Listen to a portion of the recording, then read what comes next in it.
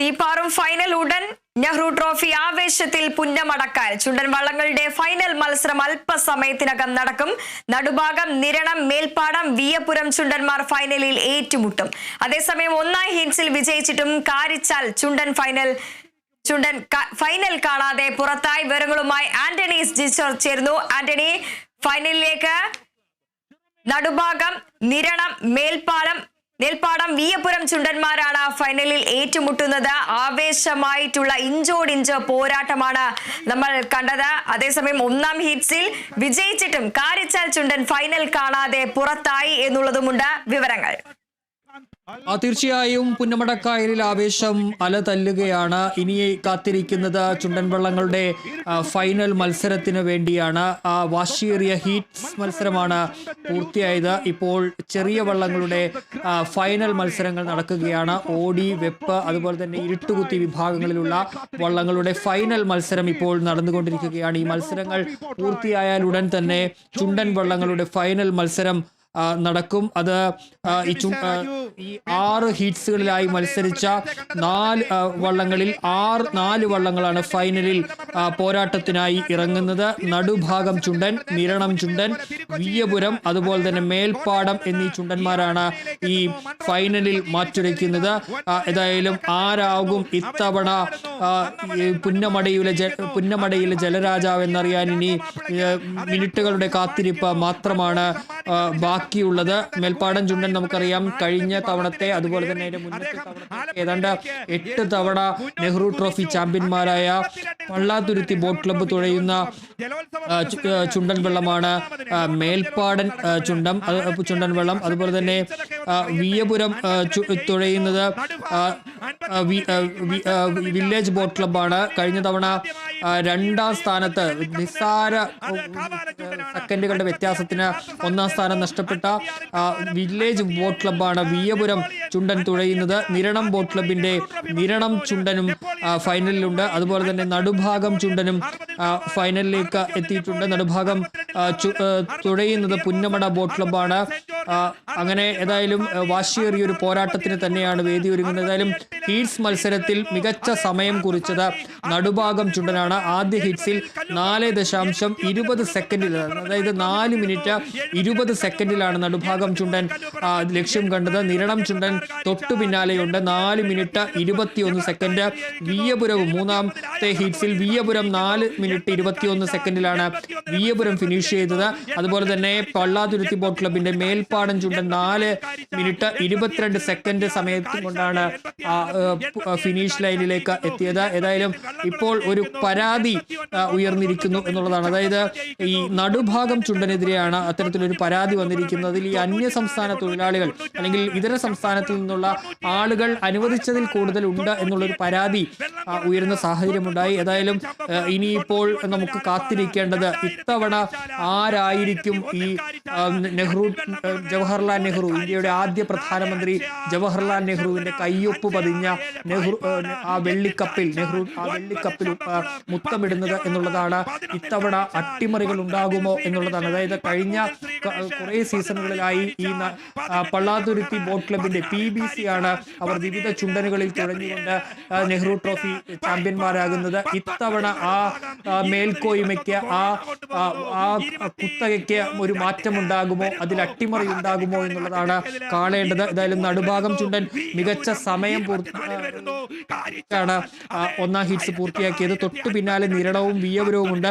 മേൽപ്പാടനാണ് 4ാം സ്ഥാനത്ത്. 4 മിനിറ്റ് 22 സെക്കൻഡുകൾ കൊണ്ടാണ് മേൽപ്പാടൻ ചുണ്ടൻ PBCയുടെ മേൽപ്പാടൻ ചുണ്ടൻ പൂർത്തിയാക്കുന്നത്. വിയപുരം 4 മിനിറ്റ് 21 സെക്കൻഡിലാണ് വിയപുരം ഈ ഹീറ്റ്സ് മത്സരം പൂർത്തിയാക്കി ലക്ഷ്യം കണ്ടത്. അങ്ങനെ ഏതായാലും ഇഞ്ചോടിഞ്ച് പോരാട്ടം ഉറപ്പാണ്. ഒരു വാശിയേറിയ തീപാറുന്ന പോരാട്ടം, പുന്നമടയുടെ ഓളപ്പരപ്പുകളിൽ ഇനി തീപാറുന്ന പോരാട്ടത്തിനാണ് സാക്ഷ്യം വഹിക്കാൻ പോകുന്നത് എന്നുള്ളതാണ് നമുക്ക് ഈ സമയത്തിൽ നിന്ന് മനസ്സിലാക്കാൻ വേണ്ടി കഴിയുന്നത്.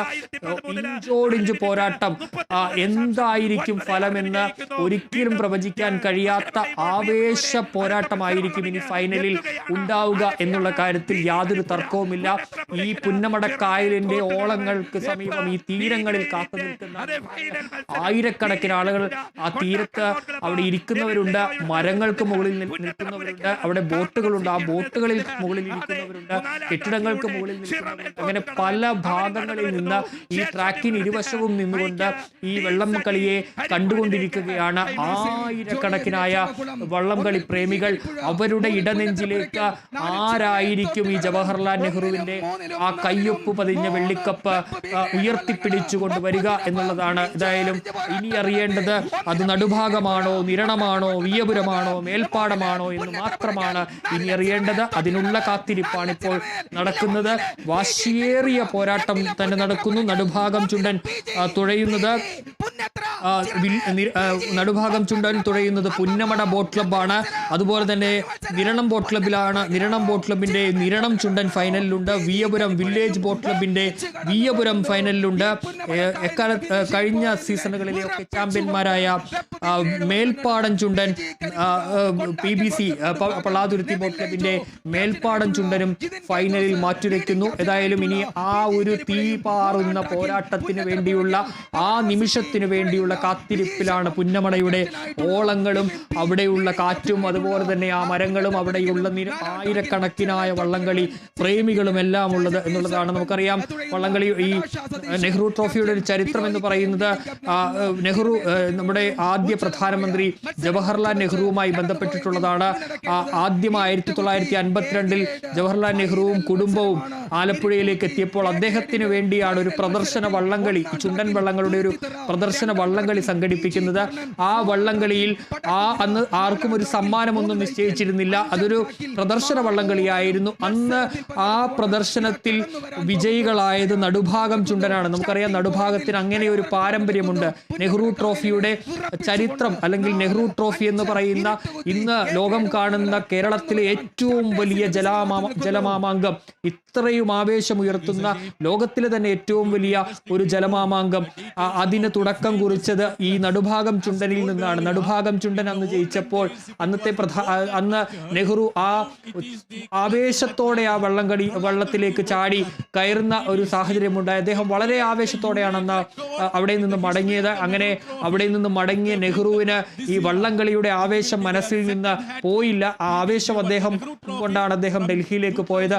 അവിടെ എത്തി അദ്ദേഹം ഇങ്ങനെ ആ ചുണ്ടൻ വെള്ളത്തിന്റെ മാതൃകയിൽ അദ്ദേഹത്തിന്റെ കയ്യൊപ്പ് ചാർത്തിക്കൊണ്ട് ഒരു വെള്ളിക്കപ്പ് ആലപ്പുഴയ്ക്ക് അയച്ചു കൊടുക്കുകയായിരുന്നു. അവിടെ നിന്ന് തുടങ്ങുന്നു വള്ളംകളിയുടെ ഈ ഏറ്റവും വലിയ ഓളപ്പരപ്പിലെ ഒളിമ്പിക്സ് എന്ന് വിശേഷിപ്പിക്കാവുന്ന നെഹ്റു ട്രോഫിയുടെ ഈ തുടക്കത്തിന്, ചരിത്രത്തിന് അവിടെ നിന്നാണ് തുടക്കമാകുന്നത്. ഏതായാലും ആ ചരിത്രം ഇങ്ങനെ ഇടയ്ക്ക് 2018 പ്രളയം വന്നപ്പോഴും കൊറോണ വന്നപ്പോഴും ഒക്കെ നമുക്ക് ആ നെഹ്റു ട്രോഫി വള്ളംകളി നമ്മുടെ ജീവിതത്തിന്റെ ഭാഗമായി ഉണ്ടായിരുന്നില്ല. പക്ഷേ ഉള്ളപ്പോഴൊക്കെയും ആവേശം ഒരു നിമിഷം പോലും തോരാതെ ഉണ്ടായിരുന്നു എന്നുള്ളതാണ്. കുട്ടനാട്ടുകാരെ സംബന്ധിച്ചു മാത്രമല്ല ഓരോ മലയാളിയെ സംബന്ധിച്ചും നെഹ്റു ട്രോഫി വള്ളംകളി ഈ തിരമുറിച്ചു വരുന്ന 100ഓളം പേരുടെ ആ ഒരു മനസ്സായി ഒരു താളത്തിൽ ആ താളവും അതുപോലെ തന്നെ ആ വായ്ത്താരികളും ഒക്കെ കേട്ടുകൊണ്ടുവരുന്ന ആ വരവ്, ആ ഒരു ആവേശം, അത് ഏത് കായിക ഇനത്തിനാണ് ഇത്തരത്തിൽ നൽകാൻ വേണ്ടി കഴിയുക? ആ ട്രാക്കിന്റെ സ്റ്റാർട്ടിംഗ് പോയിന്റ് മുതൽ ഫിനിഷിംഗ് പോയിന്റ് വരെ ആ ഒരു നിമിഷങ്ങൾ, ആ സ്റ്റാർട്ടിംഗ് പോയിന്റിൽ നിന്ന് ഒരു ചുണ്ടൻ വെള്ളം പുറപ്പെട്ട് അത് ഫിനിഷിംഗ് പോയിന്റിലേക്ക് എത്തുന്ന വരെയുള്ള ആവേശകരമായ ആ ഒരു നിമിഷം ഏത് കായിക ഇനത്തിനാണ് ഇത്രത്തോളം നൽകാൻ കഴിയുക എന്നുള്ള ചോദ്യം ഉയരുന്നുണ്ട്. അത്രയും ആവേശമാണ്, ഓരോ സെക്കൻഡിലും ആവേശമാണ് ഈ നെഹ്റു ട്രോഫിയുടെ. അത് വള്ളംകളിയുടെ പൊതുവെയുള്ള ഒരു രീതി തന്നെയാണ്. നെഹ്റു ട്രോഫിയിലേക്ക് വരുമ്പോൾ അത് കൂടുതൽ ആവേശത്തിലേക്ക് എത്തും എന്നുള്ളതാണ്.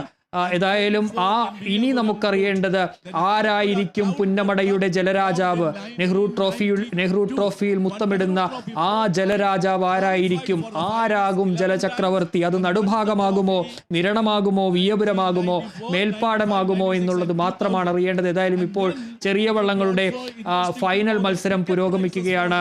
പുന്നമടക്കായലിലെ ഈ 1 കിലോമീറ്ററോളം വരുന്ന ഈ റേസ് ട്രാക്കിൽ അല്പസമയത്തിനകം തന്നെ ഫൈനലിനായി ഈ ചുണ്ടൻ വള്ളങ്ങൾ അണിനിരക്കും. അതോടുകൂടി ആ സെക്കൻഡുകൾക്കുള്ളിൽ തന്നെ, ഏതാണ്ട് മിനിറ്റുകൾക്കുള്ളിൽ തന്നെ നമുക്കറിയാൻ കഴിയും ഇത്തവണ ആരുമ്മ വയ്ക്കും ഈ നെഹ്റു ട്രോഫിയെ. ഈ അവിടെ അട്ടിമറികൾ ഉണ്ടാകുമോ, കുത്തകകൾ തകരുമോ എന്നും അറിയാൻ ഇനി മിനിറ്റുകളുടെ കാത്തിരിപ്പാണ്. പുന്നമടയുടെ ഓളങ്ങളിൽ ആ ഒരു നിമിഷത്തിനു വേണ്ടിയുള്ള കാത്തിരിപ്പ്. പുന്നമടയുടെ ഓളങ്ങളിൽ തീക്കാറ്റ് വിതച്ചുകൊണ്ട് ചുണ്ടൻ വള്ളങ്ങൾ പാഞ്ഞു വരുമ്പോൾ ആരാകും ഇത്തവണത്തെ നെഹ്റു ട്രോഫിയിലെ വിജയി എന്നുള്ളത് കാത്തിരിക്കാം. ഏതായാലും ആ നിമിഷത്തിന് വേണ്ടിയുള്ള കാത്തിരിപ്പ് നമ്മൾ തുടരുന്നു. ഉടൻ തന്നെ ഫൈനൽ മത്സരങ്ങൾ ആരംഭിക്കും. ഏതായാലും ഇപ്പോൾ നടക്കുന്നത് ചെറുവള്ളങ്ങളുടെ ഹീറ്റ് ഫൈനൽ മത്സരമാണ്. ചെറുവള്ളങ്ങളുടെ ഹീറ്റ്സ് മത്സരങ്ങൾ രാവിലെ തന്നെ പൂർത്തിയായിരുന്നു. ഇനിയിപ്പോൾ ഈ മത്സരം പൂർത്തിയായാൽ ലൂസേഴ്സ് ഫൈനൽ നടക്കും. അതിനുശേഷമായിരിക്കും ഫൈനൽ മത്സരം നടക്കുക. ചുണ്ടൻ വള്ളങ്ങളുടെ ലൂസേഴ്സ് ഫൈനൽ ഉണ്ട്. അതിനുശേഷമായിരിക്കും ഫൈനൽ മത്സരം നടക്കുക.